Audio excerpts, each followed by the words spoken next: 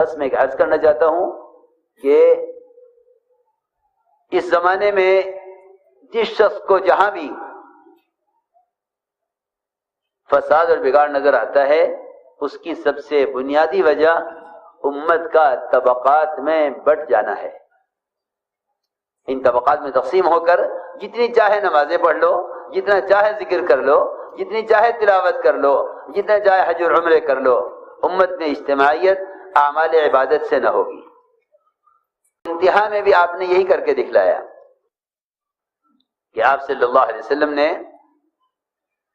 ان تمام نسبتوں کو اپنے پاؤں کے نیچے کچل کر اور ذبح کر کے یہ فرما دیا کہ جب تک قوم، زبان، رنگ، علاقائیت ان کی رگیں کٹیں گے نہیں، اس وقت تک قوم میں جتنا اضطراب اور بے چینی ہے، عوام میں اور حکام میں، خواص میں اور غربا میں، مالداروں میں اور فقراء میں، خاندانوں میں اور اونچ اور نیچی والی قوم میں جتنا یہ فرق اور جتنی خریزیاں ہیں، یہ خدا کی قسم ختم نہیں ہوں گی جب تک امت اجتماعی طور پر ان تمام نسبتوں سے نہ نکلے۔ کیونکہ آپ جانتے ہیں کہ جانور کو ذبح کرنے کے بعد اگر ان 4 رگوں میں سے کوئی ایک رگ باقی رہ جائے، 2 کٹ جائیں، 2 رہ جائیں، 3 کٹ جائیں، 1 رہ جائے، تو آپ جانتے ہیں کہ آپ کا جانور کس قدر اضطراب اور کتنی بے چینی میں ہوتا ہے، اس کے پیروں کا پٹکنا اور اس کا تڑپنا وہ قابو سے باہر ہوتا ہے۔ بس میں عرض کرنا چاہتا ہوں کہ اس زمانے میں جس شخص کو جہاں بھی فساد اور بگاڑ نظر آتا ہے، اس کی سب سے بنیادی وجہ امت کا طبقات میں بٹ جانا ہے۔ ان طبقات میں تقسیم ہو کر جتنی چاہے نمازیں پڑھ لو، جتنا چاہے ذکر کر لو، جتنی چاہے تلاوت کر لو، جتنا چاہے حج اور عمرے کر لو، امت میں اجتماعیت اعمال عبادت سے نہ ہوگی۔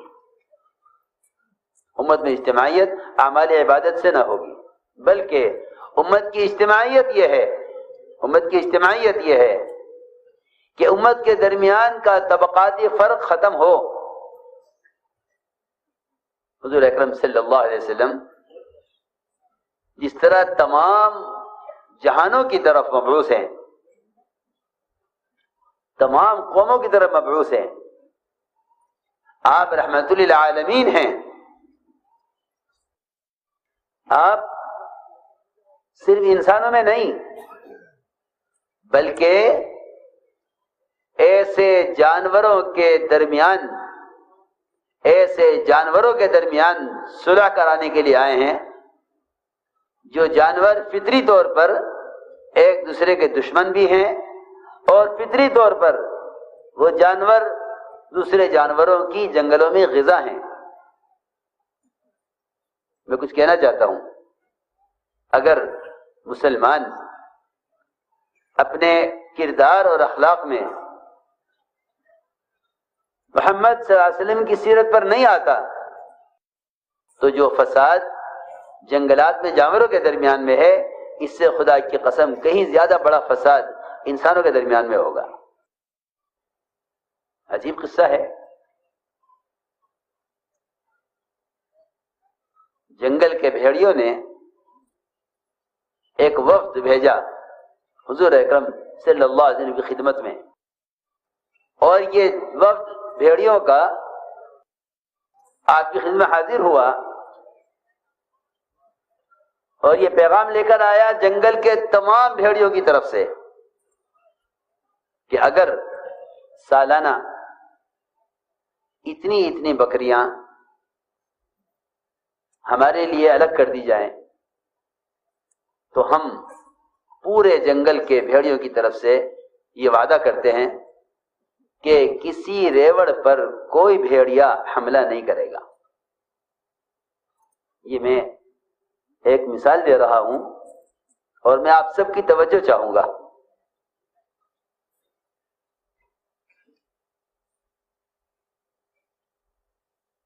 ہم اس کی ضمانت لیتے ہیں،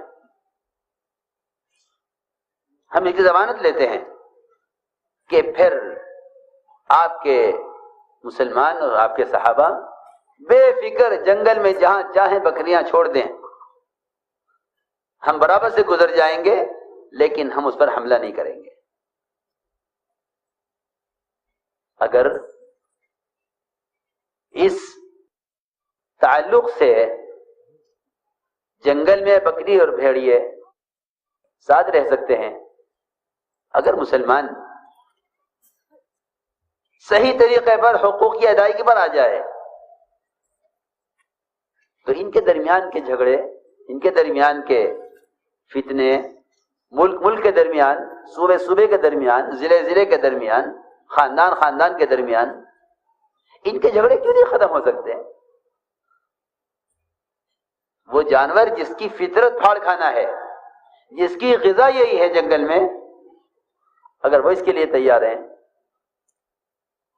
تو کیا وہ انسان جس کا نام ہی انس سے نکالا گیا ہے، آپس میں محبتیں، آپس میں ایک دوسرے کا کام آنا، آپس میں ایک دوسرے سے مانوس ہو کر رہنا، جو انسان کا نام ہی انس سے ہے،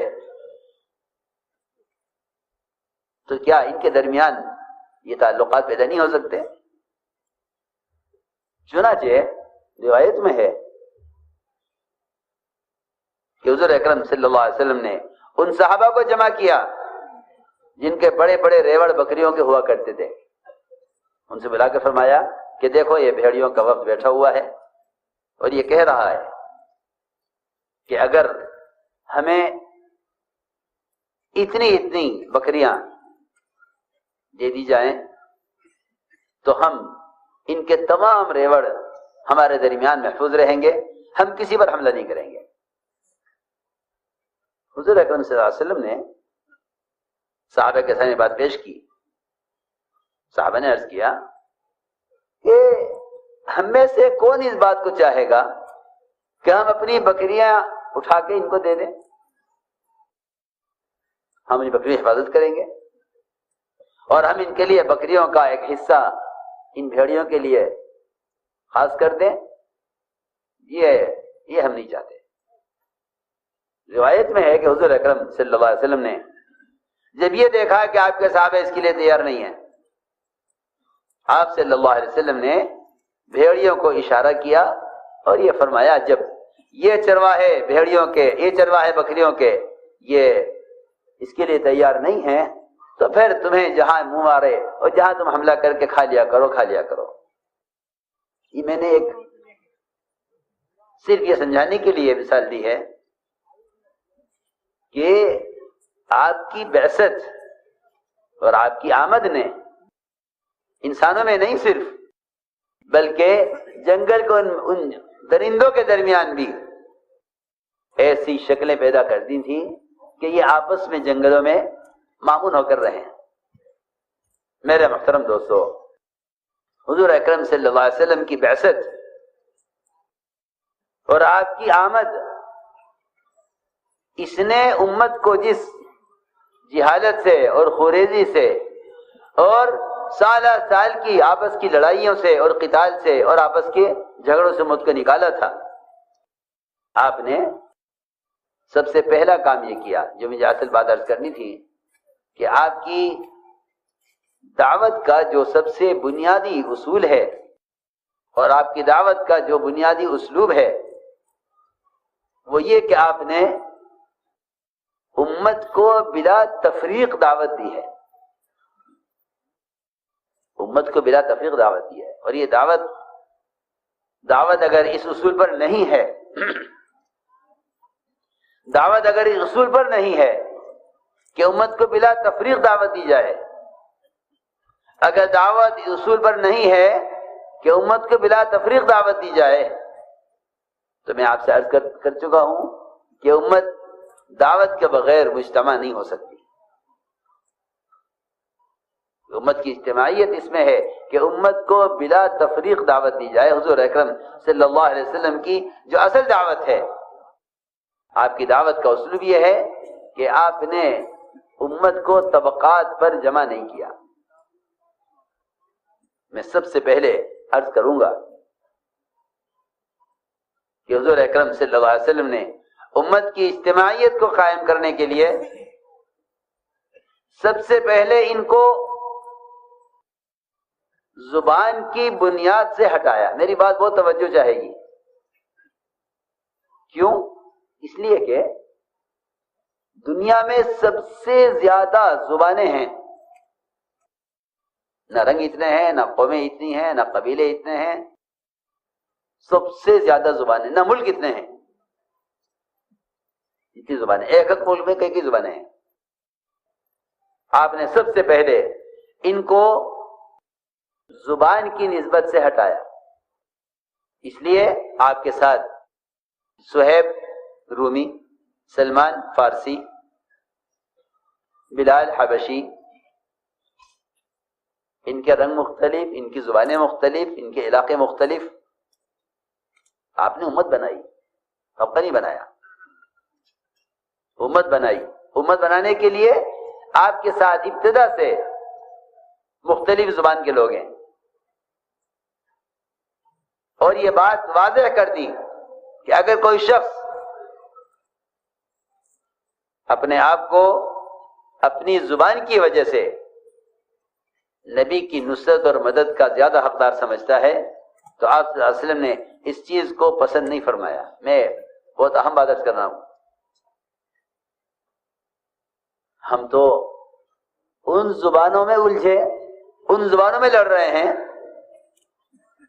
یہ ساری زبانیں ختم ہونے والی ہیں. صرف ایک زبان باقی رہے گی، عربی زبان. جنت میں داخل ہونے والے ہر شخص کی زبان عربی ہوگی. لیکن دنیا میں یہ مختلف زبانیں بکھرے ہوئے ہیں. چنانچہ حضور اکرم صلی اللہ علیہ وسلم نے امت کے زبان میں بکھرنے اور تقسیم ہونے کو اتنا ناپسند اور اتنا برا سمجھا کہ ایک مرتبہ ایک حلقہ لگا ہوا تھا، جس حلقے میں صہیب و سلمان اور بلال رضی اللہ عنہ اجمعین یہ بیٹھے ہوئے تھے. معاذ بن جبل سید العلماء وہ بھی اس حلقے میں تھے.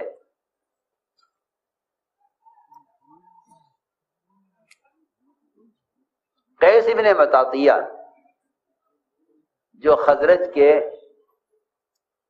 ایک صاحب تھے، وہ آئے اور کہنے لگے کہ تم لوگ فلاں ملک کے، تم لوگ فلاں زبان کے، تم لوگ فلاں زبان کے، تم سب مل کر محمد صلی اللہ علیہ وسلم کی اس دعوت کے کام پر وہ مدد نہیں کر سکتے جو مدد ہم کر سکتے ہیں. کیونکہ آپ عربی ہیں، آپ کی زبان عربی ہے، آپ کی احادیث عربی میں ہیں، آپ کے بیانات عربی میں ہیں، اور ہم عرب ہیں خزرج. جو کام ہم کر سکتے ہیں وہ تم نہیں کر سکتے، اور تم اس کام کے ایسے اہل نہیں ہو جیسے ہمیں، کیونکہ ہماری نبی کی زبان ایک ہے. بہت اہم بات ہے. باہر سے آنے والے دوسری زبان کے لوگ، ان کو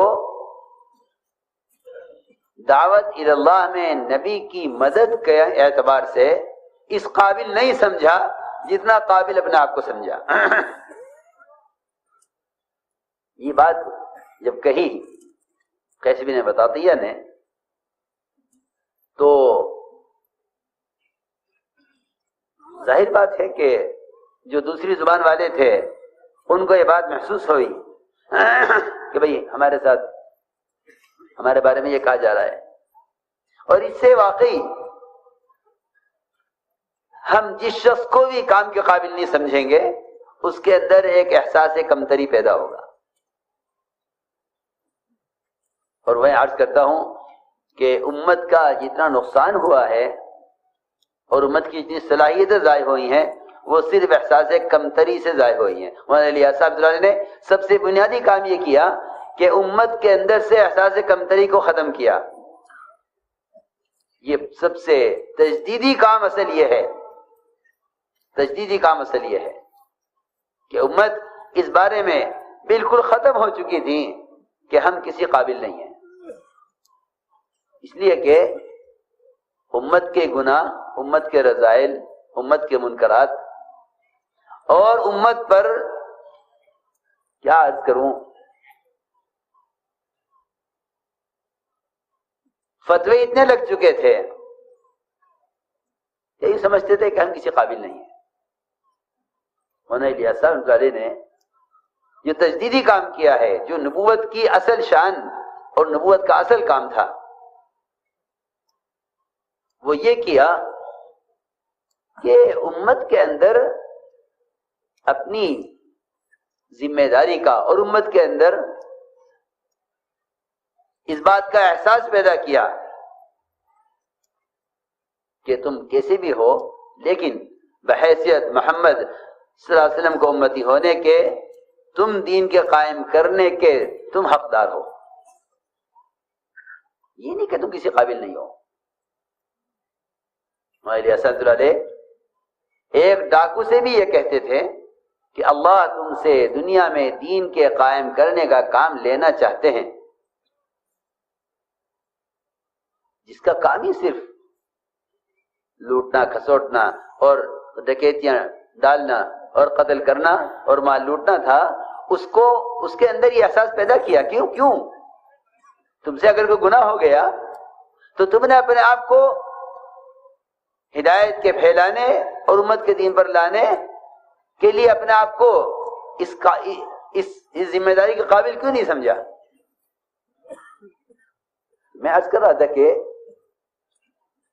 یہ ایک فطری چیز ہے کہ جب کسی بھی طبقے کے بارے میں یا کسی فرد کے بارے میں یہ سوچ لیا جائے کہ یہ اس کام کے اہل نہیں ہیں، تو یہ ان کی صلاحیتوں کو ضائع کر دیتا ہے۔ حضور اکرم صلی اللہ علیہ وسلم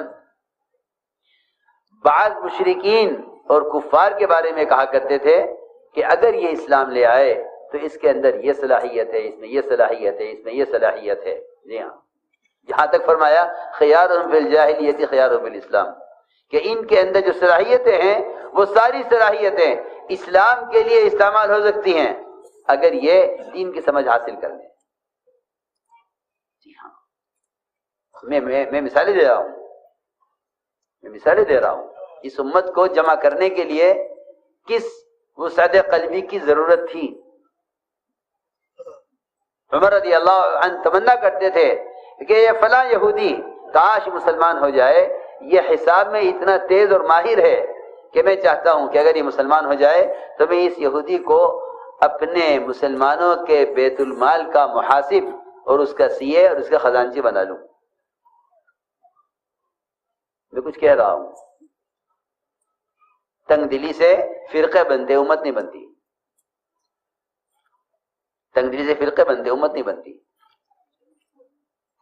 حضور اکرم صلی اللہ علیہ وسلم کی بعثت اور آپ کی نبوت میں یہ بہت اہم چیز ہے کہ آپ صلی اللہ علیہ وسلم نے امت کو جمع کرنے کے لیے ان کو سب سے پہلے زبان کی نسبت پر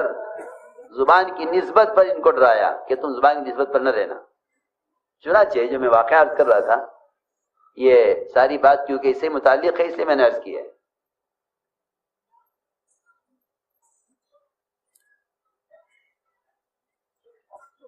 جب یہ بات کہی قیس بن مطاطیہ نے کہ یہ کیا کریں گے کام، ان کو عربی نہیں آتی، ہم عرب ہیں، ہم زیادہ حقدار ہیں نبی کے کام کے،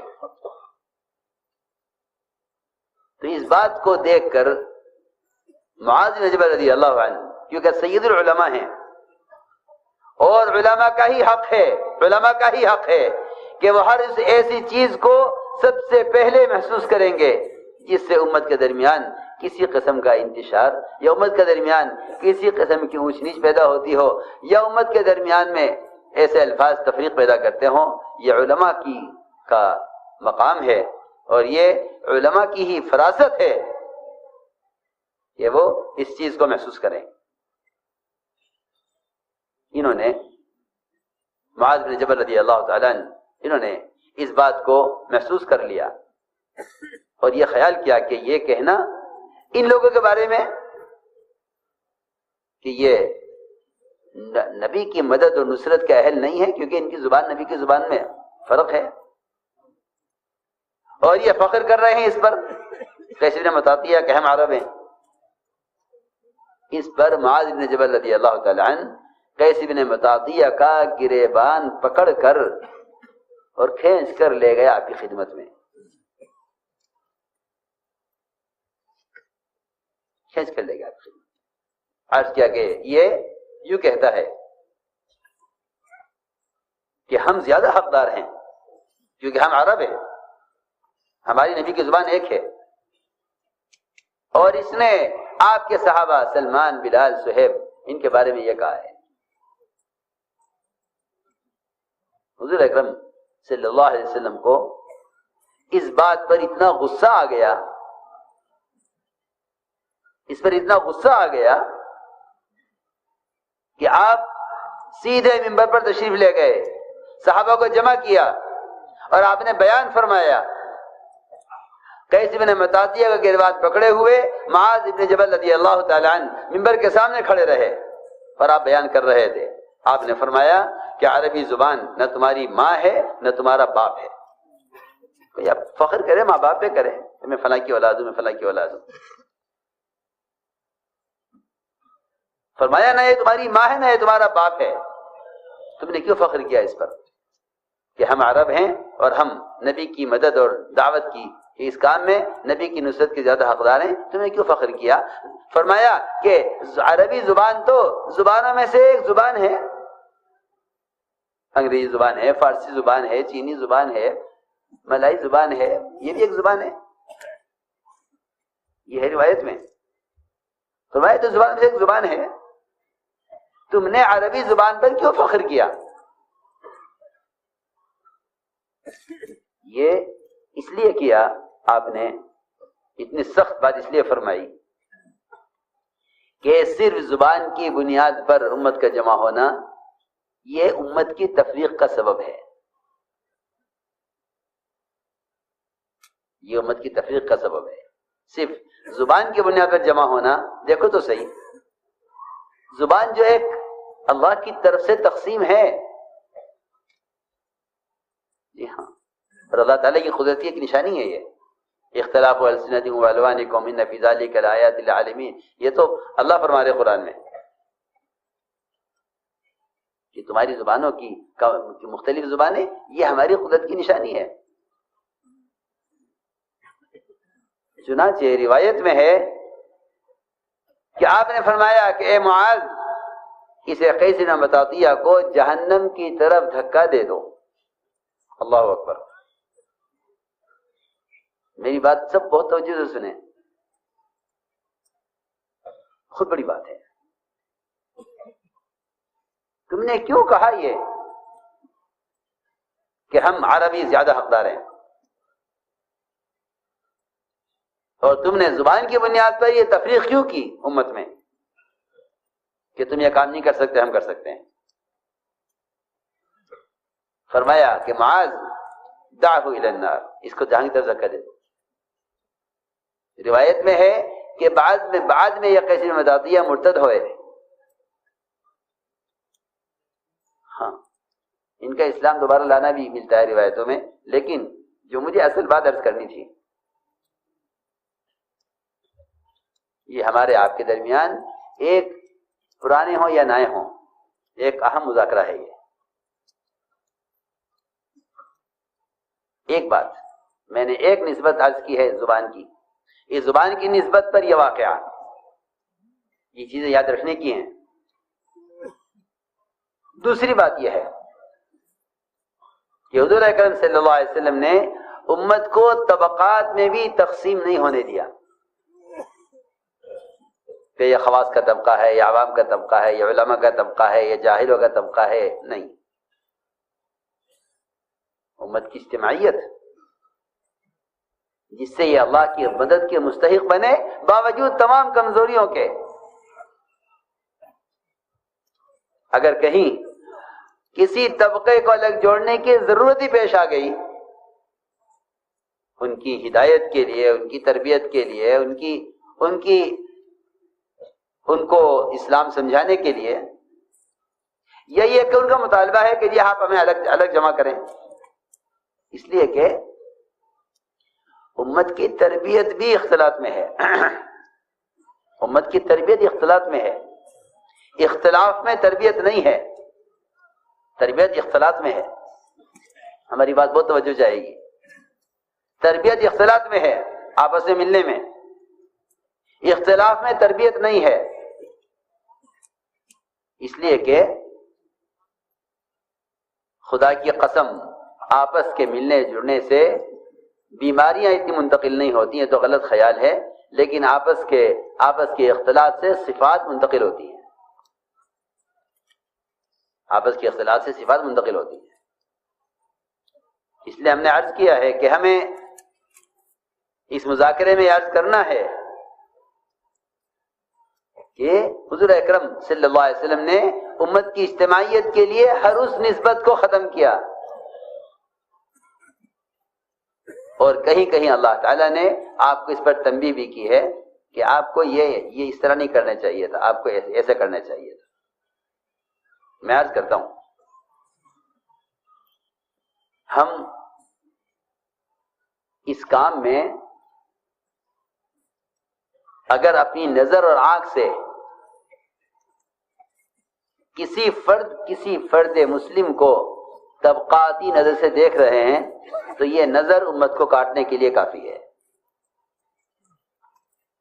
یہ کس پارٹی کا ہے، کس جماعت کا ہے، کس خیال کا ہے، کس ذہن کا ہے، کس مذہب کا ہے۔ میں تو یہاں تک عرض کرتا ہوں کہ 4 مذہب جو حق ہیں، 4 مذہب جو حق ہیں، ان 4 مذاہب کے اعتبار سے بھی امت کو اس نظر سے دیکھنا، یہ بھی امت کی تفریق کا سبب ہے،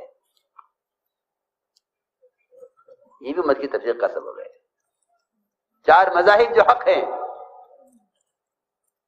اس ایک حق مذہب کے اعتبار سے بھی اگر تم اس نظر سے دیکھ رہے ہو کہ یہ میرے مذہب کا آدمی نہیں ہے، یہ دوسرے مذہب کا آدمی ہے، تو خدا کی قسم امت کی تفریق کے لیے اور اللہ تعالی کے یہاں مجرم ہونے کے لیے اتنا کافی ہے۔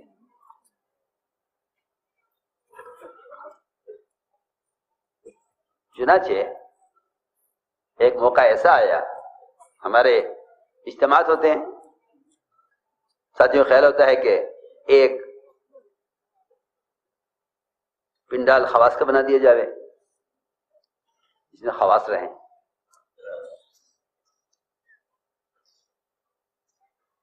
حالانکہ کسی کو بھی اپنی خصوصیت کا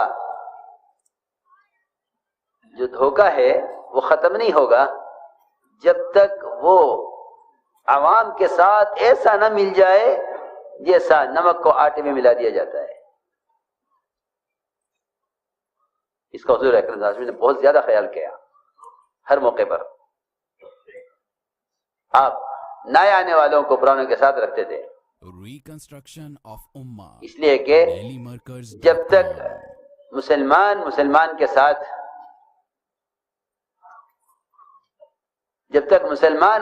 کے ساتھ کسی بھی اعتبار سے اجنبیت رکھتا ہے، ان میں آپس میں اجتماعیت نہیں ہو سکتی۔ میں درمیان میں ایک بات عرض کر لوں کہ عمر رضی اللہ تعالی عنہ تشریف فرما تھے، اچانک اللہ کے راستے سے کوئی صحابی واپس آئے جن کا ہاتھ کٹ گیا تھا، اللہ کے راستے میں پہنچے سے ہاتھ کٹا ہوا تھا، اور ظاہر بات ہے کہ وہ اسی وقت ہاتھ کٹا اور وہ سفر سے واپس آئے تو زخم کا بھی اثر تھا اس میں، اور ایک عیب بھی تھا ہاتھ میں۔ ابھی آ کے بیٹھے تھے عمر کے پاس تو خیال یہ ہوا کہ دسترخوان لگنے لگا کھانے کا، تو یہ اس خیال سے آہستہ سے کھسک گئے وہاں سے اور پیچھے ہٹ گئے کہ دسترخوان لگ رہا ہے کھانے کا اور میرا ہاتھ یہ کٹا ہوا ہے اور یہ دسترخوان میں بیٹھنے والے ان کے ساتھی اور خود حضرت عمر رضی اللہ تعالیٰ عنہ یہ میرے ساتھ کھانا پسند نہیں کریں گے، گھن کریں گے میرے ہاتھ کی وجہ سے۔ یہ سوچ کر یہ صحابی پیچھے ہٹ گئے۔ حضرت عمر سمجھ گئے کہ یہ یہاں سے غائب ہونا چاہتا ہے دسترخوان سے صرف اس لیے کہ اس کا ہاتھ کٹا ہوا ہے۔ حضرت عمر سمجھ گئے، فرمایا کہاں جا رہے ہو؟ یہاں آؤ، بیٹھو دسترخوان پر۔ ان کو بٹھایا۔ جب کھانے کا برتن آیا، کھانے کا جب برتن آ کر رکھا گیا تو عمر رضی اللہ فرمایا کہ میں نے یہ قسم کھا لی ہے کہ جب تک تم اپنا کٹا ہوا ہاتھ اس کھانے میں نہیں گھما دو گے ہم میں سے کوئی کھانا نہیں کھائے گا۔ محبتیں ایسے پیدا کی گئی تھی۔ غیروں نے تو مسلمانوں کو اچھوت بنایا ہے کوشش کر کے۔ آپ دیکھیں گے کہ میاں بیوی، باپ بیٹے، بھائی بھائی، بہن بھائی ایک پلیٹ میں نہیں کھا سکتے، اور یہ فیشن چل پڑا ہے اور ہمارے تبلیغ بھی داخل ہو گیا ہے کہ دسترخوان پر پلیٹیں رکھی جاتی ہیں الگ الگ سب کے لیے۔ حضور اکرم صلی اللہ علیہ وسلم سے صحابہ نے شکایت کی کہ یا رسول اللہ ہم کھانا کھاتے ہیں پیٹ نہیں بھرتا، کھانا کافی نہیں ہوتا۔ آپ نے جواب میں یہ نہیں فرمایا کہ کھانا زیادہ بناؤ، یہ نہیں فرمایا کہ فلاں دعا پڑھ لیا کرو۔ ارے سنو تو صحیح، میں کیا کہہ رہا؟ برکت کے لیے دعا نہیں بتائی، برکت کے لیے دعا نہیں فرمائی اس موقع پر۔ یہ برکت کی دعائیں اپنی جگہ ہیں۔ صحابہ نے عرض کیا ہم کھانا کھاتے ہیں پیٹ نہیں بھرتا، کھانا کافی نہیں ہوتا۔ فرمایا لعلکم تفترقون، تم الگ الگ کھاتے ہوگے۔ ظاہر بات ہے کہ میں تو نہیں سمجھتا کہ الگ الگ کھانے کا اس سے بڑھ کر کوئی مفہوم ہوگا کہ ہر ایک کے سامنے اس کی اپنی پلیٹ ہو اور وہ اپنی پلیٹ میں کھانا لے کر کھائے، کیونکہ جس برتن میں جتنے ہاتھ پڑتے ہیں اس برتن میں اتنی زیادہ برکت۔ آپ تو دیکھیں حدیثوں میں روایتوں میں دیکھیں کتنے قصے ہیں کہ جہاں سے لقمہ اٹھاتے تھے وہاں سے نیچے سے لقمہ ابلتا ہوا نظر آتا تھا۔ جی ہاں، طریقہ یہ تھا۔ یہ یہودیوں کے طریقے اور یہ اجنبی طریقوں نے امت کو پھاڑا ہے کہ الگ الگ کھاؤ، ایک دوسرے کے پلیٹ میں کھانے سے گھن کرتے ہیں۔ میں نے اس پر عرض کیا میں نے کہ اجتماعیت اور محبتوں کے پیدا کرنے کے جو بنیادی اصول تھے وہ ختم ہو گئے۔ ان کو یہاں ٹھہرا دو، ان کو الگ کر دو، ان کو وہاں کر دو، ان کو یہاں کر دو، یہ امت کو بانٹنے تقسیم کرنے کے طریقے ہیں، جمع کرنے کے طریقے یہ نہیں ہیں۔ چنانچہ رؤسائے مشرکین انہوں نے کہا کہ یہ آپ کے ساتھ فقراء صحابہ ہیں جن کی حیثیت ہمارے غلاموں کی بھی نہیں ہے، ہم ان کے ساتھ بیٹھنا پسند نہیں کرتے، ہم آپ کی بات سننا چاہتے ہیں۔ ظاہر بات ہے کہ کوئی مشرک یہ کہے آپ سے کہ ہم آپ کی بات سننا چاہتے ہیں، آپ تو حریص ہیں، ستانے والوں کی ہدایت چاہتے ہیں، انکار کرنے والوں کی ہدایت چاہتے ہیں، آپ کو جھوٹا کہنے والوں کی ہدایت چاہتے ہیں، پھر جو ہدایت کی طلب لے کر آ رہے ہیں آپ ان کی ہدایت کیوں نہ چاہیں گے؟ تو کہا جی ہماری حیثیت، ہمارا مزاج، ہمارا مقام ایسا ہے کہ ہم ان آپ کے غلاموں کے ساتھ بیٹھنا پسند نہیں کرتے۔ یہ صہیب، سلمان، بلال، آپ کے فقراء صحابہ، ان کپڑوں سے بو آتی ہے، بدبو آتی ہے، ان کے ساتھ بیٹھنا پسند نہیں کرتے۔ آپ نے فرمایا ٹھیک ہے، تو کیا چاہتے ہو کہ ہمارے لیے مذاکرے کا اور ہمارے لیے بیان کا اور ہمارے جوڑ کا الگ موقع، الگ وقت ہونا چاہیے، ہمارا جوڑ الگ ہونا چاہیے عوام الناس سے۔ فرمایا ٹھیک ہے، کب چاہتے ہو کہ فلاں وقت؟ ٹھیک ہے، ایسا نہیں، آپ لکھ کر دیجئے کہ جب ہم آ کے بیٹھیں گے آپ کے پاس تو آپ کے صحابہ میں سے کوئی نہیں آئے گا، یہ لکھ کر دیجئے۔ روایت میں ہے کہ لکھا گیا کاغذ پر کہ ہاں یہ وقت ان کے جوڑ کا ہے۔ ادھر یہ رؤسائے مشرکین آ کر بیٹھے، آپ نے ان سے بات شروع کی کہ اسلام لے آویں۔ ادھر نابینا صحابی عبداللہ ابن ام مکتوم، وہ نابینا تھے، اندھے، نظر نہیں آتا تھا، دروازے پر سے چیخے علمنی یا رسول اللہ مما علمک اللہ، اللہ نے جو آپ کو سکھلایا ہے مجھے بھی سکھلا دیجیے۔ حضور اکرم صلی اللہ علیہ وسلم کو ان نابینا صحابی کے آنے سے ناگواری ہوئی، اور اس لیے ناگواری ہوئی کہ بھئی یہ وقت ان کے ساتھ بیٹھنے کا ہے، تم کسی دوسرے وقت آ جانا، تم تو اپنے ہو، ساتھ ہو، اسلام لا چکے ہو، تمہیں اس وقت آنے کی کیا ضرورت تھی؟ اللہ کی شان یہ کہ اللہ تعالیٰ اس موقع پر نابینا کو لائے۔ کوئی اگر بینا ہوتا وہیں سے دیکھ کر واپس ہو جاتا کہ یہ وقت ہمارا آنے کا نہیں ہے، یہ وقت ان کے لیے ہے۔ لیکن نابینا صحابی، انہیں نہیں معلوم کیا وقت ہے اور کیا ہو رہا ہے، آپ کی پیشانی بل آ گئے، اللہ تعالی نے اسی پر عبسہ نازل کی۔ یہ چیزیں پرانوں کے سمجھنے کی بھی ہیں، اور یہ سارے اصول اور ضابطے امت کی اجتماعیت کے ہیں۔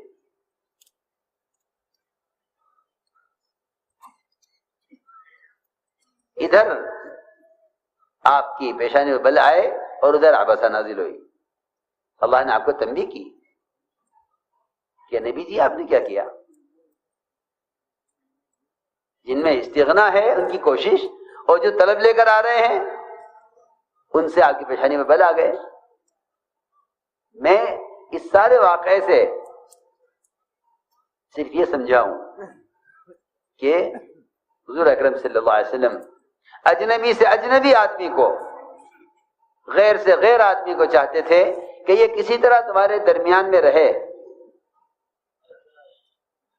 اسی تمہارے درمیان میں رہے۔ یہاں تک بھی فرمایا ہے وَإِنْ أَحَدٌ مِّنَ الْمُشْرِكِينَ اسْتَجَارَكَ فَأَجِرْهُ حَتَّى يَسْمَعَ كَلَامَ اللَّهِ۔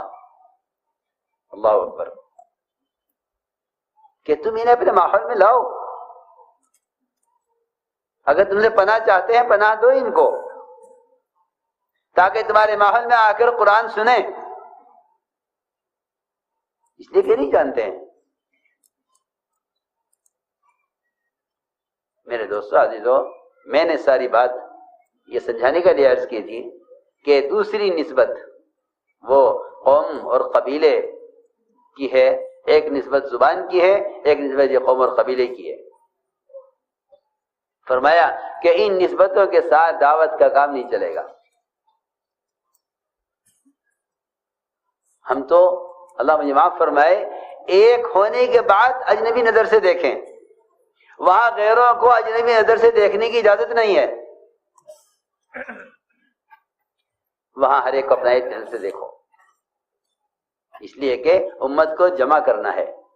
اس لیے ہم نے عرض کیا کہ حضور اکرم صلی اللہ علیہ وسلم کی دعوت کی جو سب سے بنیادی آپ کی دعوت کا جو بنیادی اصول ہے وہ یہ ہے کہ آپ صلی اللہ علیہ وسلم کسی انسان کا درجہ اس سے کم نہیں سمجھتے تھے کہ آپ اس کو خود دعوت دیں۔ آپ کسی کا درجہ سے کم نہیں سمجھتے کہ آپ اس کو خود دعوت دیں۔ اس سے امت بنی تھی، اس سے امت بنی تھی کہ آپ نے قومیت کی اور زبان کی اور علاقائیت کی، ان تمام اور رنگ کی نسبت سے امت کو نکالا۔ تو ہم نے عرض کیا کہ آپ کی دعوت کا جو سب سے بنیادی اصول ہے وہ عمومیت ہے، وہ عمومیت ہے، تاکہ خیر امت میں عام ہو جائے، خیر امت میں عام ہو جائے۔ دوسری بات میں نے شروع میں عرض کی تھی کہ ایک آپس کی اجتماعیت اور دوسرا دعوت کی عمومیت، یہ اللہ رب العزت کی غیبی مددوں کے اترنے کا اصل سبب ہے۔ سن رہے دھیان سے یا نہیں؟ کسی اور کام میں مت لگنا، کوئی حرام کام اس مجلس میں نہ ہو، ورنہ محرومی ہوگی سب کی۔ کسی حرام کام میں مت لگنا۔ یہ ملائکہ کے نزول کی اور ملائکہ کے اپنے پروں سے مجمع کو گھیر لینے کی یقینی طور پر مجلس ہے، اس میں کوئی شک نہیں ہے۔ صحیح حدیث پر غور کرو اور سمجھو کہ اللہ کے گھروں میں سے یا کسی بھی جگہ ایمان والے اگر عبادت اور دعوت اور دین کی نسبت پر جمع ہوتے ہیں اور اللہ تعالیٰ کے تذکرے کرتے ہیں، فرشتے میں پروسہ آسمان تک گھیر لیتے ہیں ان کو۔ یہ ذکر کے مجلسیں ہیں، اس میں کسی قسم کی غفلت اور کسی گناہ کی گنجائش نہیں ہے، کیونکہ توبہ کی نسبت پر جمع ہوئے ہیں۔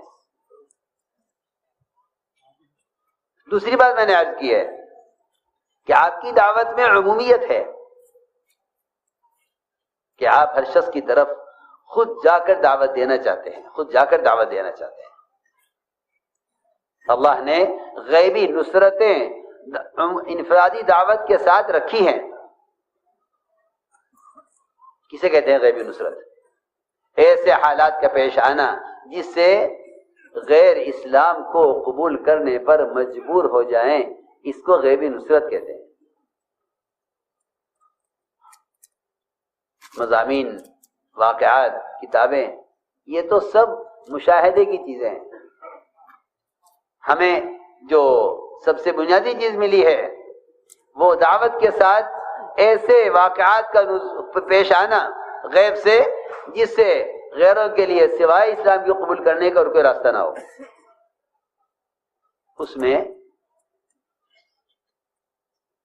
اس کے لیے سب سے بنیادی کام انفرادی دعوت دینا ہے۔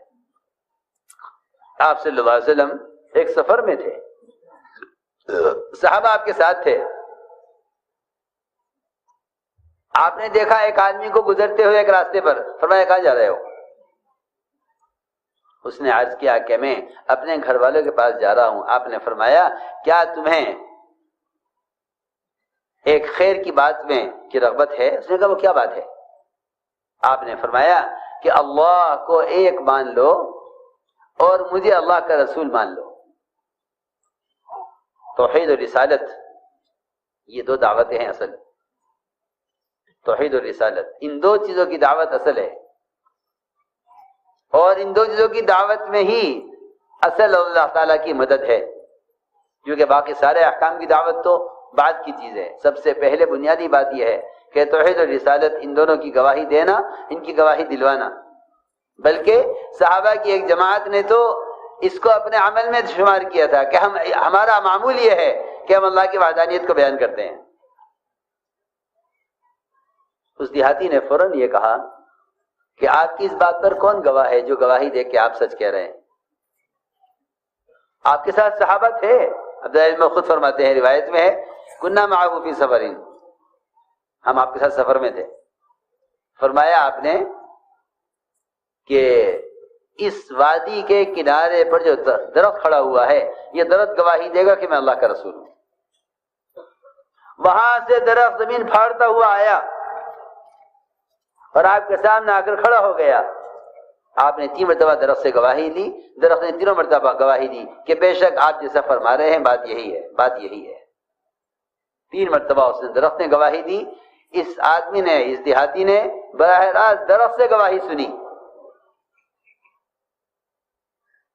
یہ گواہی سن کر اس نے اسلام قبول کیا اور یہ کہہ کر گیا کہ میں اپنی قوم کو دعوت دے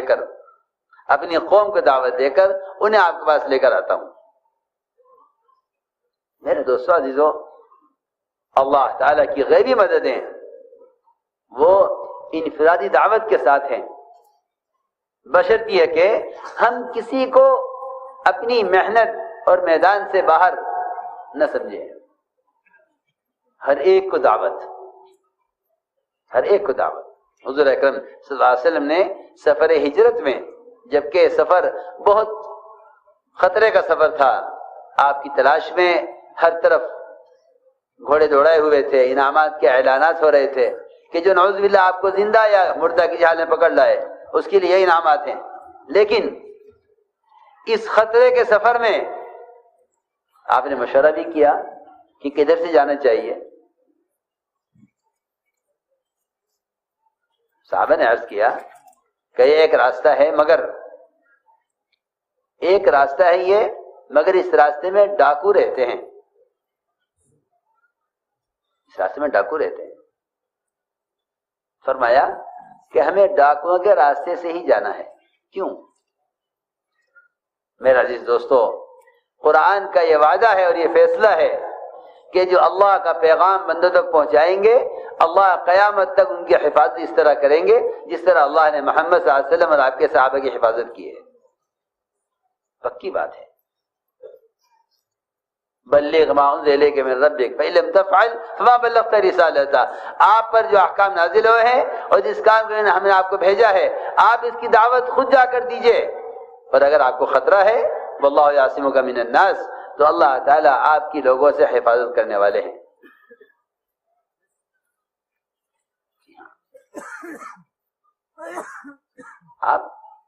آپ کو اللہ تعالیٰ چھپا لیتے، لیکن آپ کو چھپا لیتے تو پھر یہ غیبی مدد نہ ہوتی. ظاہر کرنے کے باوجود قریب لا کر اللہ تعالیٰ نے ایک مکڑی کے جالے سے آپ کی حفاظت کر کے دکھلایا کہ جو تمہارے نزدیک سب سے کمزور چیز ہے، ہم اس کمزور چیز کے ذریعے اپنے نبی کی اس دن حفاظت کریں جس دن کہ دشمن آپ کو پکڑنے کے لیے آپ کے قریب تک پہنچ گیا تھا. وہاں ایک بڑی بات یہ ہے کہ حضور اکرم صلی اللہ علیہ وسلم نے موسیٰ علیہ السلام کی طرح یہ نہیں کہا ان معی ربی سیہدین، کیونکہ جب آگے تو سمندر آ گیا، پیچھے فرعون آ گیا، تو یہ کہا بنی اسرائیل انا لمدرکون، ہم تو گھیر لیے گئے. کلا ان معی ربی سیہدین، میرے ساتھ میرا رب ہے. نبی کہہ رہے ہیں میرے ساتھ میرا رب ہے، تم گھبراؤ مت. اور یہاں جب یہ فرمایا ابوبکر رضی اللہ تعالیٰ عنہ نے کہ یہ یہاں تک پہنچ گئے ہیں، اگر ذرا سا جھکیں گے تو ہمیں دیکھ لیں گے، آپ نے فرمایا لا تحزن ان اللہ معنا. جو اللہ کا وعدہ میرے ساتھ اپنی معیت کا ہے وہی وعدہ ابوبکر تمہارے ساتھ ہے، یعنی جو وعدہ اللہ کی معیت کا میرے ساتھ ہے وہ وعدہ امت کے ساتھ ہے. اللہ معنا، اللہ ہمارے ساتھ ہے. یہ نہیں فرمایا ابوبکر تم گھبراؤ مت، اللہ میرے ساتھ ہے. ان اللہ معنا، کہ جو معیت، جو نصرت اللہ کی نبی کے ساتھ ہے وہ خدا کی قسم قیامت تک ہر امتی کے ساتھ ہے. تو میں نے عرض کیا کہ آپ صلی اللہ علیہ وسلم نے سفر ہجرت میں ڈاکوؤں کا راستہ بذات خود بالارادہ اختیار کیا کہ ہمیں ڈاکو کا راستے سے جانا ہے. کیوں؟ کہ ان کو دعوت دیں گے. جب داعی کسی کو دعوت دینے کے ارادے سے قدم اٹھا لیتا ہے، اللہ تعالیٰ اس کے راستے کے تمام مجاہدوں کو اور اس کے راستے کی تمام ناگواریوں کو اور اس راستے کی تمام مشقتوں کو اور اس راستے کی تمام پیش آنے والی رکاوٹوں کو مدعو کے دل کو متوجہ کرنے کا سبب بنا دیتے ہیں. یہ اصولی بات ہے. یہ داعی کی اذیتیں مدعو کی ہدایت کا سبب بنتی ہیں. یہ قرآن نے اسی طرح کہا ہے کہ نبیوں کا صبر کرنا قوموں کی ہدایت کا ذریعہ ہے. ہم نے عرض کیا کہ ایک کام ہے اور اللہ تعالیٰ کی غیبی مددوں کے نازل ہونے کا یہ بنیادی سبب ہے دعوت اللہ، بشرط یہ کہ داعی امت کو طبقاتی نظر سے نہ دیکھے. یہ سب سے بنیادی چیز ہے. حضور اکرم صلی اللہ علیہ وسلم کے یہاں جب کوئی کسی ارادے سے آتا تھا، عمیر بن وہب آپ کو قتل کرنے کے لیے چلے مکہ مکرمہ سے، کہا مکہ والوں سے گھبراؤ مت، میں ابھی جاتا ہوں اور جاتے ہی تمہیں خوشخبری پہنچ جائے گی کہ میں نے باللہ آپ کو قتل کر دیا. یعنی آنے والوں کا استقبال ایسا تھا. ہم تو یہ سوچتے ہیں کہ میرے بارے میں کوئی کیا خیال رکھتا ہے، مجھے اس کے بارے میں وہی خیال رکھنا چاہیے جو اس کا خیال میرے بارے میں ہے.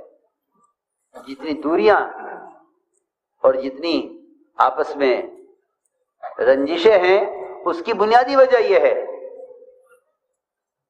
کہ ہمارا گمان اور خیال اور ہمارا ارادہ ایک مسلمان کے ساتھ وہ نہیں ہے جو محمد صلی اللہ علیہ وسلم کا اپنے قتل کے ارادے سے آنے والے کے بارے میں ہے۔ اللہ اکبر۔ آپ جانتے تھے یہ مکے سے چلے نہیں تھے، آپ کو معلوم ہو گیا تھا۔ انہوں نے عمیر بن وہب نے کہا مکے والوں سے کہ ابھی میں تمہیں خوشخبری سناتا ہوں، جا کر غلام سے کہا تلوار تیز کر، اور یہاں سے یہ تلوار لے کر گلے میں ڈال کر سیدھے پہنچے مدینہ منورہ۔ حضرت عمر نے دیکھ لیا کہ اس کا ارادہ اچھا معلوم نہیں ہوتا، فرمایا صحابہ سے تم جلدی جا کر بیٹھ جاؤ اللہ کے نبی کے پاس، یہ قریب نہ بیٹھے، اس کا ارادہ اچھا نہیں ہے۔ چنانچہ انصار آپ کو گھیر کر بیٹھ گئے، اور یہ عمیر بن وہب گلے میں تلوار لٹکائے ہوئے وہاں پہنچے۔ حضرت عمر رضی اللہ تعالیٰ عنہ نے اس کا گریبان تلوار کے ساتھ پکڑا ہوا تھا کہ یہ قریب میں جا کر بیٹھے۔ فرمایا عمر اس کا گریبان چھوڑو، یہ کیا کیا تم نے اس کے ساتھ، اس کے گریبان چھوڑو۔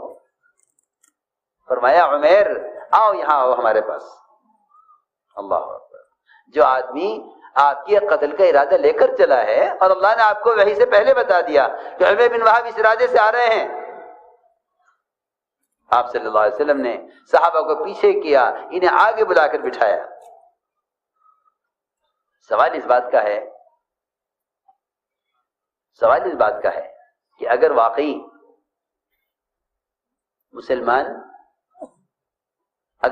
مسلمان کسی قوم، کسی قبیلے یا کسی خیال، کسی طبقے کے آدمی کو اپنا دشمن سمجھتا ہے اور دشمنی کھلی ہوئی ہے،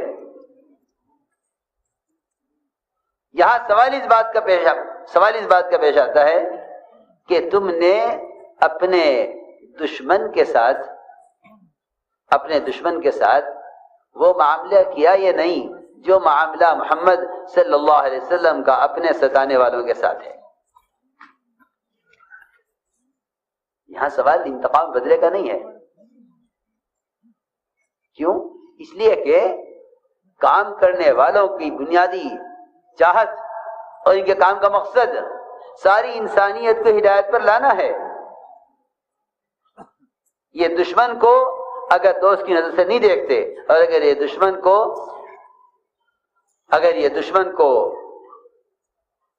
محمد صلی اللہ علیہ وسلم کے طریقے کے مطابق اس کے ساتھ معاملہ نہیں کرتے، تو میں عرض کرتا ہوں کہ چلے چار میں لگا دینا یا اس کام سے نسبت حاصل ہو جانا یہ کوئی چیز نہیں ہے۔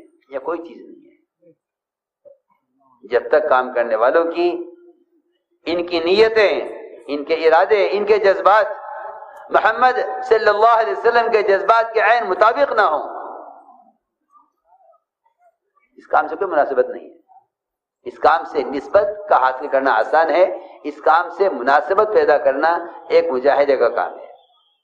نسبتیں بہت آسان ہیں، آپ 3 دن لگا لو، چلہ لگا لو، آپ کو تبلیغی جماعت کی ہونے کی نسبت حاصل ہو جائے گی۔ سوال نسبت کا نہیں ہے، سوال تو دعوت کے اسلوب سے اس مناسبت سے تعلق، اس مناسبت کے پیدا ہونے کا ہے جو مناسبت محمد صلی اللہ علیہ وسلم جو طریقہ محمد صلی اللہ علیہ وسلم کا تھا اس طریقے سے مناسبت ہو۔ اب آپ اندازہ کریں، ایک آدمی گلے میں تلوار لٹکا کر، تیز کرا کر، مکے والوں کو بتلا کر آپ کے قتل کے ارادے سے آیا ہے۔ فرمایا صحابہ سے ذرا پیچھے ہٹ جاؤ، عمیر آگے آؤ۔ کیسے آنا ہوا؟ یہاں بیٹھو۔ کیسے آنا ہوا؟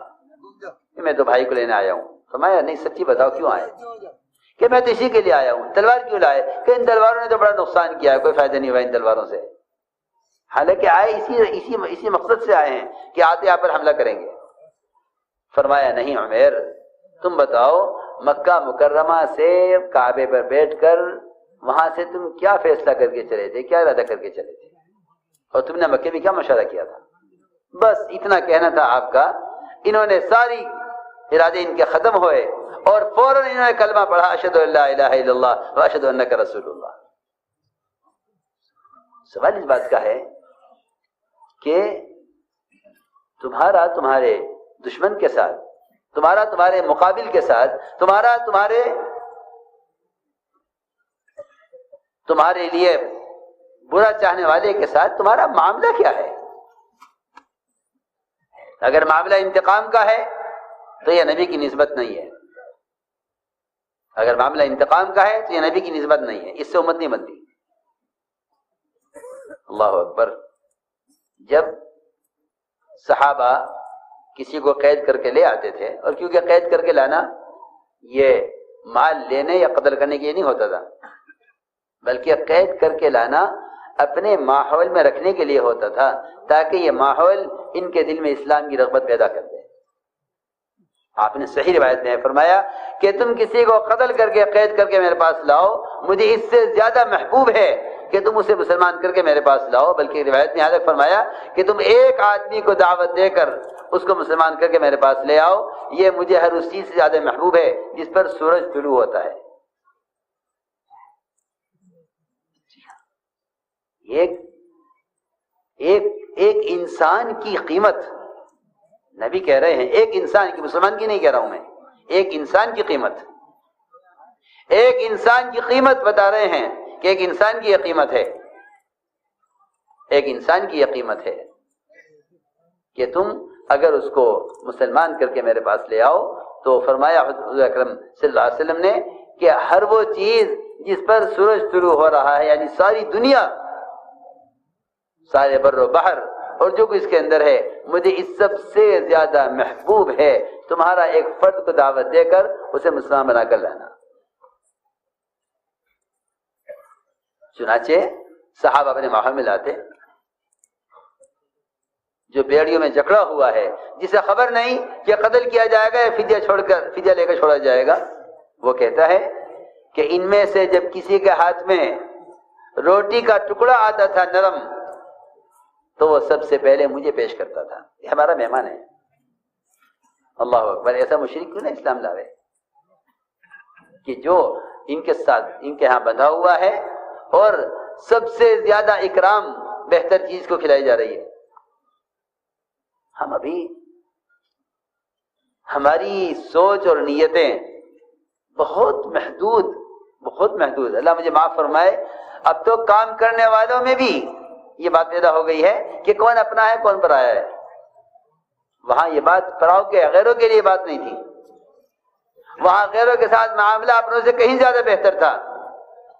آپ نے فتح مکہ کے موقع پر انصار کو کچھ نہیں دیا، طلقاء مشرکین ایک مشرک کو 100 اونٹ دیے ہیں. آپ نے 100 اونٹ بتانے کے لیے کہ ہم تم سے فتح مکہ کے موقع پر انتقام لینے کے لیے اور تم سے پچھلے بدلے چکانے کے لیے نہیں آئے ہیں، ہم تمہیں بدلانے کے لیے آئے ہیں کہ ہمیں ملک و مال نہیں چاہیے، ہمیں تمہاری ہدایت چاہیے.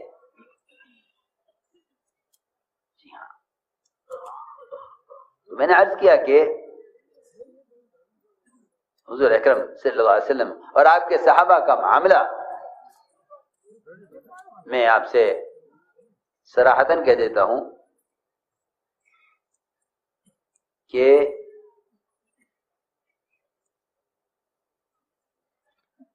تعصب کسی بھی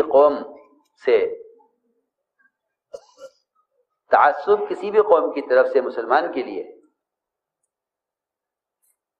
یہ خدا کی قسم پیدا نہیں ہو سکتا اگر مسلمان کے اخلاق اور معاملات وہ ہوں جو محمد صلی اللہ علیہ وسلم اور آپ کے صحابہ کے تھے. بالکل یہ یقینی بات ہے. میری بات صحیح ہے اور میں اس کو صحیح سمجھتا ہوں، چاہے سمجھ میں آئے یا نہ آئے. تعصب کے پیدا کرنے میں ہماری اپنی بد اخلاقی اور ہماری اپنی تنگ نظری اور ہمارے اپنے غیروں کے ساتھ اچھے معاملات اور اچھا معاشرہ اور اچھے اخلاق کا نہ ہونا، یہ تعصب کا سب سے بنیادی سبب ہے.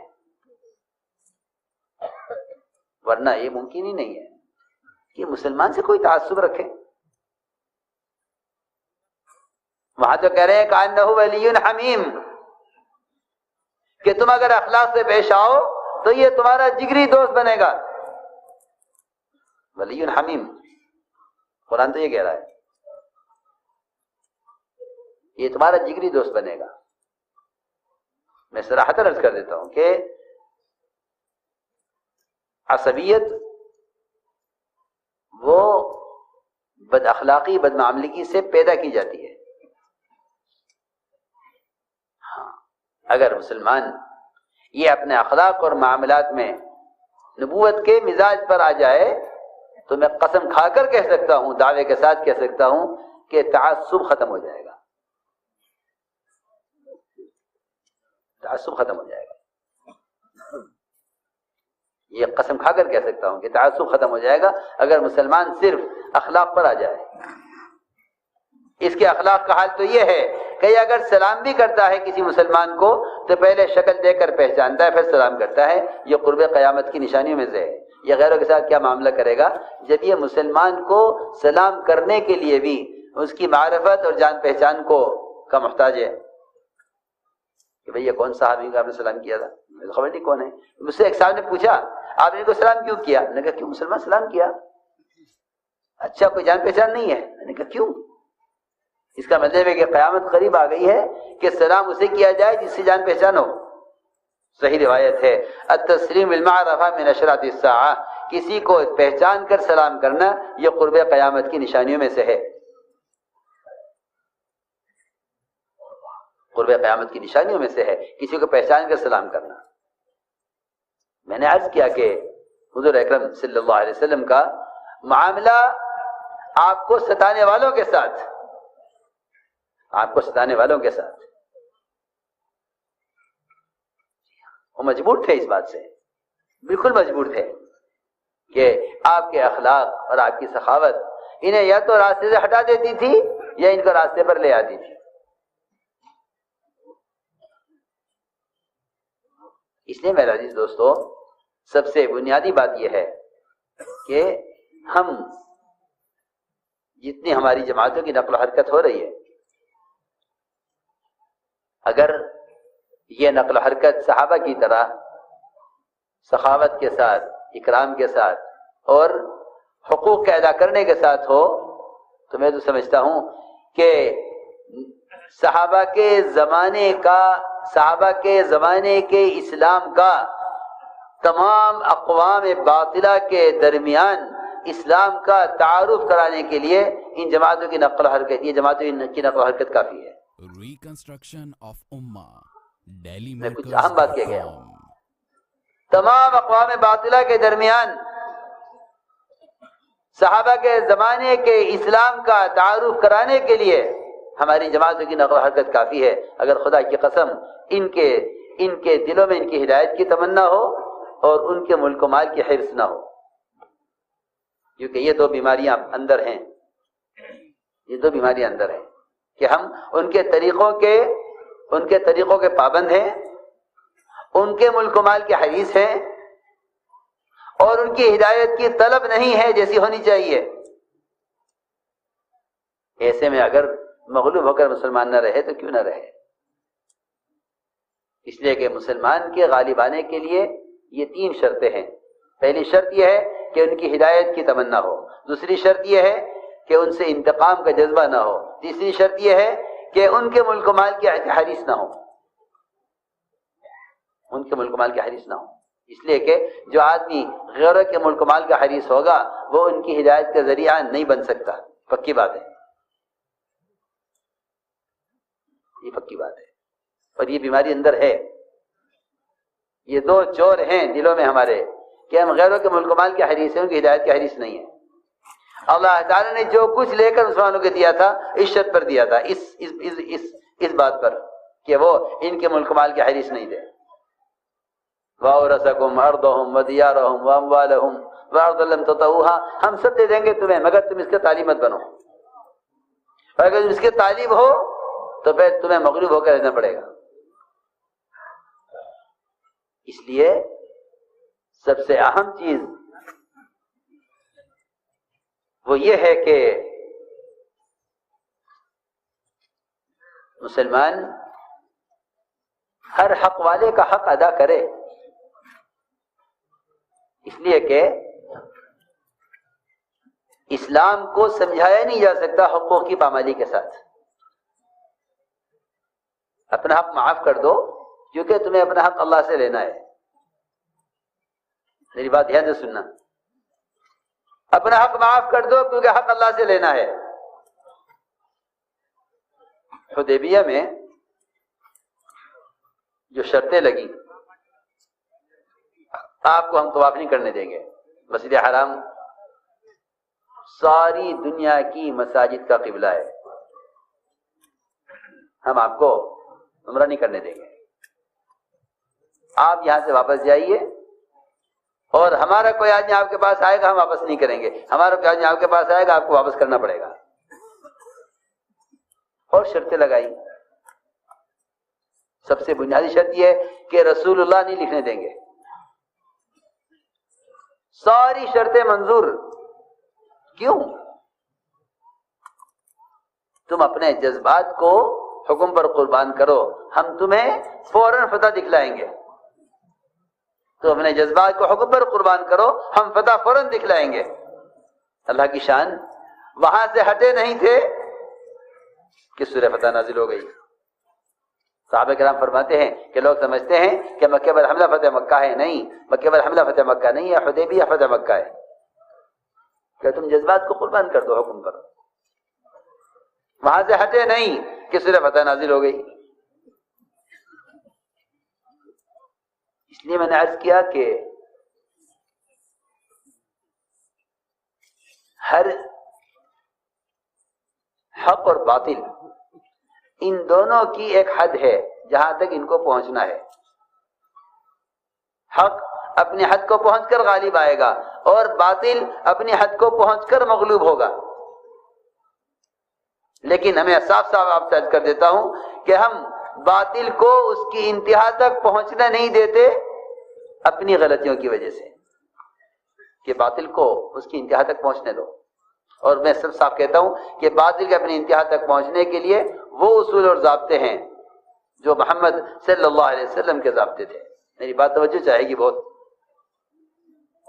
کہ مسلمان عبادات میں، معاملات میں، اخلاق اور معاشرے میں جب تک مسلمان اتباع سنت پر پوری طرح نہیں آئے گا اور اجتماعی طور پر کامل دین پر قائم نہ ہوگا، اس وقت تک مسلمان مغلوب رہے گا. چنانچہ معاملات میں اگر حق غیروں کا ہے تب تو ادا کرنا ہی کرنا ہے. اگر حق اپنا بنتا ہے، حق اپنا بنتا ہے، حق اپنا بنتا ہے، تو جنہیں اپنا حق مخلوق سے لینا ہوتا ہے وہ لڑتے ہیں، اور جنہیں اپنا حق خالق سے لینا ہوتا ہے وہ نہیں لڑا کرتے. چھوڑ دو. بہت آسان بات ہے. لڑتے وہ ہیں آپس میں جنہیں حق مخلوق سے لینا ہوتا ہے، اور جنہیں حق خالق سے لینا ہوتا ہے وہ آپس میں لڑا نہیں کرتے. کہ نہیں لڑتے. ہم اب خالق سے اپنا حق خالق سے لیں گے. جی ہاں، بہت آسان بات ہے. لڑتے وہ ہیں جو مخلوق سے حق چاہتے ہیں. اس لیے کہ ظالم کون ہے، مظلوم کون ہے؟ جب یہ اللہ تعالیٰ کے علم میں اور نظر میں ہے پھر کیا پرواہ ہے؟ پھر کیا پرواہ ہے؟ کہ صبر ایک واحد چیز ہے، صبر ایک واحد چیز ہے جس سے باطل اپنی انتہا کو پہنچ جاتا ہے جلدی، لیکن مسلمان کی بے صبری باطل کی مدت کو بڑھاتی ہے. سمجھے نہیں؟ مسلمان کی بے صبری، ہاں، مسلمان کی بے صبری یہ باطل کی مدت کو بڑھاتی ہے. چاہو باطل کی مدت کو بڑھا لو، چاہو کم کر لو، یا صبر کا دامن تھام لو یا صبر چھوڑ دو. یہ بہت اہم بات ہے. اگر ہم اس کی ذرا غور کر کے گہرائی کو پہنچیں تو میں نے عرض کیا کہ صبر اور سنجیدگی اور وقار ہاں احتیاج ہو احتیاج، یعنی ہم اللہ کے محتاج ہیں، ہم اللہ کے محتاج ہیں، ہم اللہ کے محتاج ہیں، اور وہ ہمارے بارے میں جو بھی فیصلہ کریں گے وہ بہتر کریں گے. جی ہاں، اس لیے فرمایا کہ وقار، سنجیدگی اور صبر، کہ صبر سے بڑھ کر مدد کے لانے کا اور صبر سے بڑھ کر مدد کو جلدی لانے کا اور کوئی ذریعہ نہیں ہے صبر سے بڑھ کر.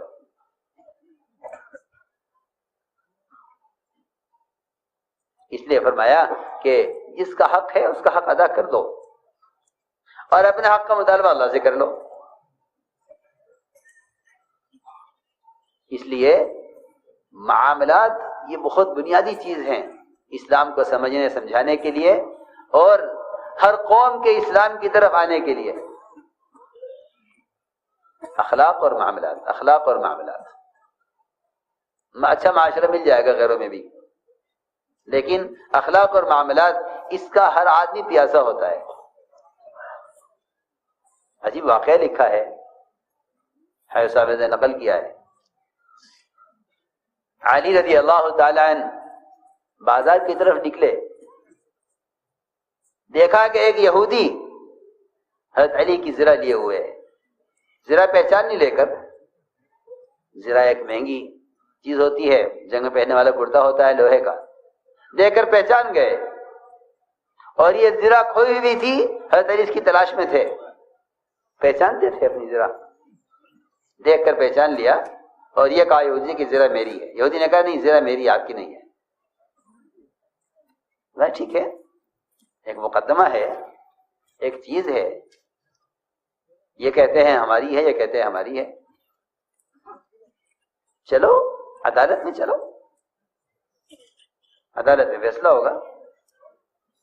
عدالت میں گئے، شرح قاضی، حضرت علی کے بنائے ہوئے قاضی، حضرت علی کے بنائے ہوئے قاضی، شرح حضرت علی کے بنائے ہوئے قاضی.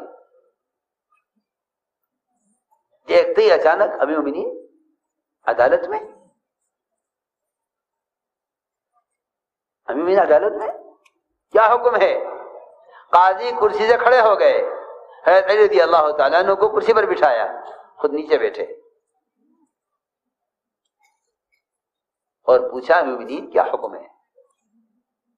حضرت علی نے فرمایا کہ یہ زرہ جو یہودی کے پاس ہے یہ زرہ میری ہے، اور یقینی بات ہے کہ علی رضی اللہ تعالیٰ عنہ غلط نہیں کہہ سکتے، اور ایک زرہ کے لیے نعوذ باللہ غلط بیانی کا تو کوئی دور تک بھی تصور نہیں ہے. یہودی نے کہا نہیں زرہ میری ہے. قاضی نے پوچھا امیر المومنین آپ کے پاس گواہ ہے؟ آپ گواہ پیش کیجئے. فرمایا میرا بیٹا گواہی دے گا، یہ جنت کے جوانوں کے سردار ہیں. فرمایا بے شک جنت کے جوانوں کے سردار ہیں، لیکن ہم نے آپ کے نبی محمد صلی اللہ علیہ وسلم سے یہ سنا ہے. آپ نے فرمایا ہے کہ بیٹے کی گواہی باپ کے حق میں معتبر نہیں ہے. میرا غلام گواہی دے گا، روایت میں ایک روایت میں میرا غلام گواہی دے گا. میں کہ نہیں، غلام کی گواہی کافی نہیں ہے. مومنین فیصلہ یہ ہے عدالت کا فیصلہ یہ ہے کہ یہ زرہ آپ کو نہیں مل سکتی، یہ زرہ ان کی ہے. امیر المومنین ان کے بنائے ہوئے قاضی، اور فیصلہ یہ ہو. جیسے یہ فیصلہ ہوا، یہودی نے کہا اشہد ان لا الہ الا اللہ واشہد ان محمد رسول اللہ، میں آج اسلام میں داخل ہوتا ہوں. میں نے زرہ اس لیے اٹھائی تھی اور عدالت میں اس لیے آپ کو لے کر آیا تھا کہ میں دیکھنا چاہتا تھا کہ تم مسلمانوں کے درمیان جو فیصلے ہوتے ہیں وہ قومیت کی یا دوستوں کی یا ظلم کی بنیاد پر ہوتے ہیں، یہ تمہارے جو فیصلے ہوتے ہیں وہ فیصلے انبیاء والے فیصلے ہوتے ہیں. میں دیکھنا چاہتا تھا یہ فیصلہ جو انہوں نے کیا ہے قاضی نے امیر المومنین کے خلاف، یہ فیصلہ اسلامی طریقے کا فیصلہ ہے، اس لیے میں اسلام میں داخل ہوتا ہوں. امیر المومنین یہ زرہ میری نہیں، آپ ہی کی ہے. زرہ آپ ہی کی ہے، میری نہیں ہے. میں تو دیکھنا چاہتا تھا کہ تمہاری عدالتوں میں فیصلے آیا نبیوں کی طرح ہوتے ہیں؟ نبیوں کی طرح فیصلے ہوتے ہیں یا اسلام کے طریقوں سے ہٹ کر تمہارے اعداد ہوئے فیصلے ہوتے ہیں؟ میرے دوستو عزیزوں، یہ ہیں وہ بنیادی چیزیں جس سے اسلام کا تعارف ہوتا ہے۔ اسلام کیا ہے؟ میں آپ سے صاف عرض کر دیتا ہوں کہ نماز، روزہ، حج اور زکوٰۃ یہ اسلام کے تعارف کی چیزیں نہیں ہیں، یہ تو اسلام میں داخلے کی شرائط ہیں کہ جو آدمی یہ نہیں کرے گا وہ اسلام میں داخل نہیں ہے۔ یہ تو اسلام میں داخلے کی شرائط ہے۔ ہم دیکھیے، جب کسی کو اسلام سمجھایا جاتا تھا اور کسی کو اسلام کے لیے بیعت کیا جاتا تھا تو اس کو بتایا جاتا تھا کہ آپ کے اسلام میں داخل ہونے کی یہ شرائط ہوں گی۔ فرائض اسلام میں داخلے کی شرائط ہیں، اخلاق، معاملات اور معاشرہ یہ اسلام کی عمارت ہیں، اور فرائض یہ اسلام کی بنیادیں ہیں۔ بنی الاسلام علی خمسین، اسلام کی بنیاد 5 چیزیں ہیں، 5 چیزوں پر نہیں بلکہ 5